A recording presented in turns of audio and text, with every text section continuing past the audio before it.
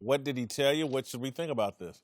It was a mutual decision, which, everyone know now is on the record. And it's not a thing that Jimmy wanted to, jump out there and say too much about. But what he did state is that it's not a situation in which, look, I told them I want to get traded. They already know what the case is with him.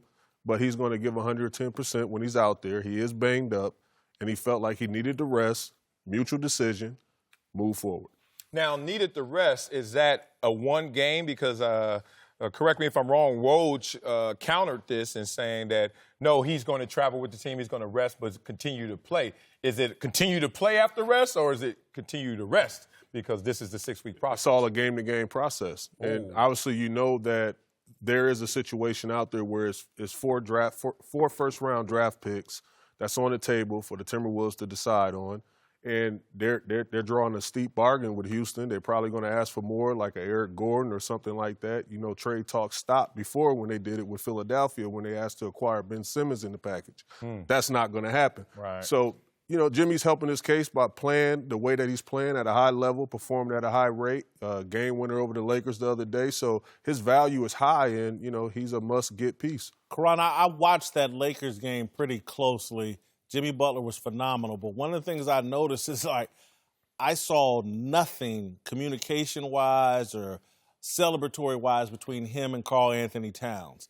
That riff seems like nothing fixes that. This situation is completely unsalvageable for Jimmy Butler to stay in Minnesota. I think the organization see that as well. It's a situation in which to move forward, to truly move forward, you have to separate ties. And Jimmy understands that as well as anybody. He understands that. He went to the table with them in the offseason, and now this is something that carried over into the season. And you want to get this handled, addressed before the trade deadline and all that stuff pushes over. Otherwise, he's going to walk away in the free agency period. Now, we don't count teammates' money, at least outside the Pittsburgh Steelers O-line. You're not supposed to do that, right? Let's be real about this. But if he were your teammate, you in the NBA, maybe a different mindset, culture, would you respect him for the way he's going about this, Jimmy Butler? I would respect him for being honest as a player.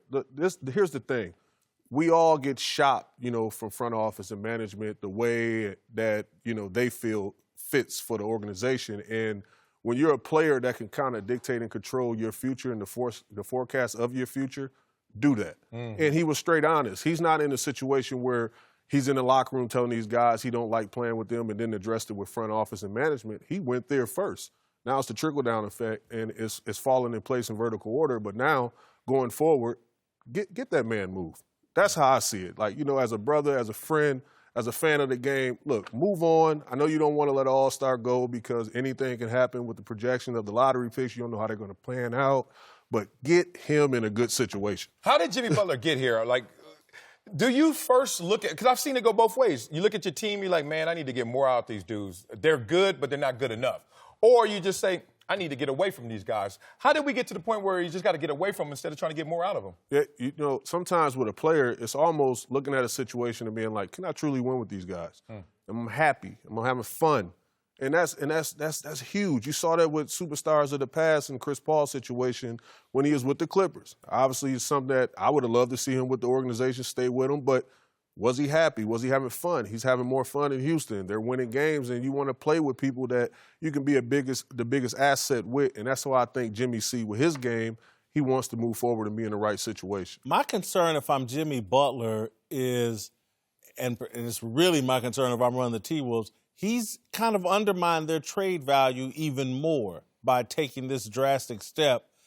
They need to get rid of him as soon as possible, which I think hurts his trade value. I think his trade value stays at a high level because of his performance. Every time he's on that platform, he's going out there, he's scoring 30 points with arguably the best player in all of basketball still in LeBron James. He's guarding him, he's performing, he's finishing, helping win games. Your value, your stock stay the same or even rise because people see the potential and what you still bring to the table. The deal need to get done. There's 4 first-round picks. It need to get done like yesterday.